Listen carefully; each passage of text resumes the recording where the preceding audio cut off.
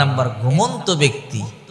ওই ঘুমন্ত ব্যক্তির সাথে কেহ যদি ঘুমন্ত অবস্থায়, অর্থাৎ এমন কিছু ঔষধ আছে যে ঔষধ খেলে মানুষ ঘুমিয়ে থাকে, ঘুমের মধ্যে কি করেছে জোরপূর্বক সে নিজেও বলতে পারে না, ঘুমের ঔষধ খাওয়াইয়া কেহ যদি তার সাথে জেনাও করে, অনিচ্ছাকৃতভাবে জিনা করা হলো, এই পাপ আল্লাহর দরবারে তার আমল নামায় লেখা হবে না।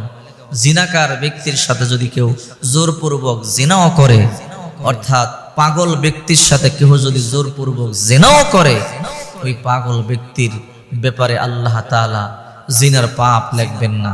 নাবালক ব্যক্তি, আমাদের দেশে অনেক নাবালক শিশুদের সাথে জোরপূর্বক দর্শন করা হয়, জিনা করা হয়, কত নির্মম ভাবে হত্যা করা হয়েছে। কিছুদিন আগেও আসিয়াকে এইরকম বাচ্চাদের উপর যারা জুলুম করে, আল্লাহ তাআলা এই বাচ্চাদের তো কোনো পাপ নাই, বরং দর্শনকারী যারা, আল্লাহ পাক এদেরকে কঠিন শাস্তি দিবেন।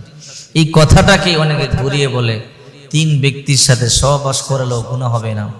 বিশ্বনবী মুহাম্মদুর রাসূলুল্লাহ সাল্লাল্লাহু আলাইহি ওয়াসাল্লাম বলেন, এই 3 ব্যক্তি থেকে আল্লাহ তাআলা কলম উঠিয়ে নিয়েছেন।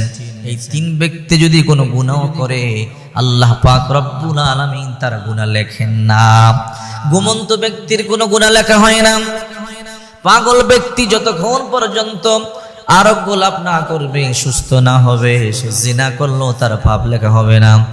নাবালক, সে যতদিন পর্যন্ত বালেগ না হবে, জিনা করলেও তার পাপ লেখা হবে না।